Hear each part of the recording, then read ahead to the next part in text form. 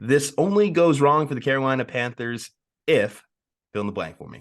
Well, I can see a lot of ways this goes wrong for the Carolina Panthers, because never underestimate the Carolina Panthers' ability to screw something up, because Carolina over the past 4 years has consistently been in the purgatory of we're not bad enough to tank, but we're not good enough to compete. I believe they've had in the past 4 years of the Tepper ownership, the 6th, 7th, 8th, and 9th pick in the NFL draft. And now Carolina has decided we're going to trade everything to go and get the number 1 pick in the draft. And from what we understand, presumably draft CJ Stroud with the number 1 pick. And I think that that is an interesting strategy. I think it can go wrong if CJ Stroud is not a generational quarterback, or at the very least, not a quarterback worth keeping for 10 seasons. Not that they can't dig themselves out of the hole, but it will set the franchise back many, many years if CJ Stroud does not turn into something very wonderful for the Panthers. Does it at all shock you that they decided to go all in on this year when, yeah, CJ Stroud's there, yeah, Bryce Young's there, people are talking about Anthony Richardson, Will Levis, but there is not a consensus number 1 overall quarterback? Does it surprise you that this is the year they said, you know what, screw it, we're going to trade all these draft picks and go all in on it? Yes, because I think Carolina doesn't plan to be in this position in the draft ever again. And that doesn't guarantee that they're not going to be. I think their plan is that they will never have a higher draft pick than they currently do right now. And that was a similar strategy that the 49ers took when they gave up equivalent trade value for Trey Lance back in 2021. It was, we had a ton of injuries this year. We missed the playoff. Our plan is to never be this high in the draft again. Therefore, this is our best chance to move up. And when they made the move, I'm like, oh, they've got someone they've identified as the number 1 pick. And lo and behold, we found out pretty quickly, yeah, it's CJ Stroud. And at least it wasn't Anthony Richardson. At least it wasn't someone other than Stroud or Bryce Young. But Carolina probably plans to not be this high in the draft again. And so it makes sense that they would go all in on this year's draft class, given that they have now passed on, I think, 3 or 4 big name quarterbacks over the past 4 years in the draft, including Justin Fields, which, if you want to follow the logic on that one, the Panthers passed on Justin Fields. The Bears traded 2 first-round picks to get Justin Fields,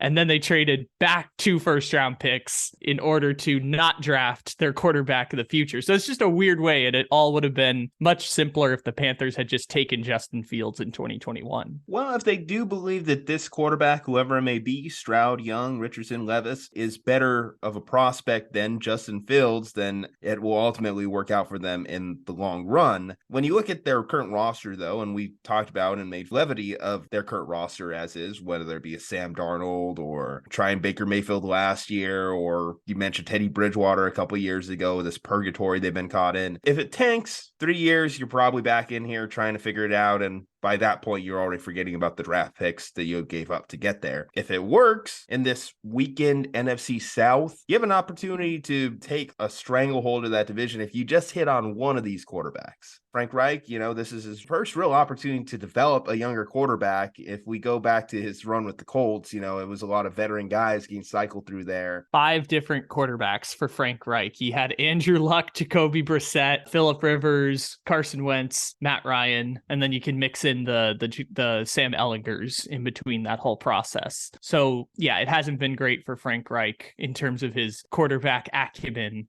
in terms of his time in Indy. Carolina's in this interesting place because I understand why they made the move, and it doesn't actually look that bad because they didn't give up the premium picks that they gave up the premium pick that they got from the 49ers for Christian McCaffrey, but they still have the other picks in the draft. And the thing that makes this different is that I've said for a couple of years now, Carolina is not a great team, even though everyone wants to sell me on how great that defense is going to be or how they have weapons like DJ Moore, when I've said for years DJ Moore is better off as your number 2 wide receiver. But they have a base level of talent. It's not like they're tearing this thing to the ground and they're not going to support CJ Stroud. They have the base level of talent. I think most people would say, had they had a competent quarterback under center last year, they would have been a runaway playoff team in the NFC South rather than one that had to compete for the division title till the last week, even in a weakened NFC South. Yeah, totally fair points. I mean, they traded Christian McCaffrey and then broke the record for most rushing yards in a game in franchise history between, I think it was Deonta Foreman, who is somehow only like 25 years old. He's like the oldest 25-year-old ever. And forgot who the other running back was. Oh, Chuba Hubbard. With those two, they ended up breaking the record for most rushing yards in franchise history against the Lions. So they can make this thing work. They obviously have a new coach who at least exhibits confidence. I don't know if anyone hires a coach that doesn't exhibit confidence all that often, but Frank Reich's coming in as the coach. They've got Josh McCown as the quarterback coach, and